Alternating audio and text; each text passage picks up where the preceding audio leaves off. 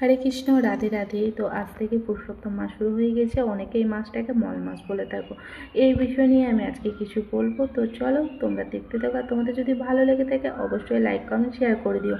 তো বন্ধুরা, আজ থেকে পুরুষোত্তম মাস শুরু হয়ে গেছে আর বৈষ্ণব পঞ্জিকাতে লেখা আছে কাল থেকে। তো পুরুষোত্তম মাসে যারা দেখো ভক্তি জীবনে আছো তারা অনেকে অনেক কিছু জানো, অনেকে অনেক কিছুভাবে পালন করবে, কিন্তু যারা আমিষ আহার করে শুধুমাত্র তাদের জন্য এই কথাগুলো, ঠিক আছে? যারা ভক্ত তাদের জন্য বলছি না, তারা আমার থেকে অনেক অনেক অনেক কিছু জানো, তাদের কাছে আমি ক্ষুদ্র মাত্র, এর থেকে বেশি কিছু না। যারা আমিষ ভোজন করো শুধুমাত্র তাদের জন্য এই কথাগুলো বলবো। যদি ভালো লাগে থাকে অবশ্যই তোমরা এই কথাগুলো পালন করতে পারো। তো বন্ধুরা, এই মাসটা হচ্ছে ভগবানের অত্যন্ত প্রিয় মাস। মানে পুরুষোত্তম মাস হচ্ছে ভগবানের অত্যন্ত প্রিয় মাস। তো এই মাসে বেশি কিছু যদি কেউ করতে না পারো, সংসার জীবনে থেকে বেশি কিছু করার সম্ভাবনা করতে পারবে না, তো যতটুকু করতে পারবে ঠিক ততটুকুই আমি বলবো করার চেষ্টা করবে। কারণ এটুকু করার মতো মানে যে অনেক কিছু লাগবে, অনেক কিছু লাগবে না, ঠিক আছে?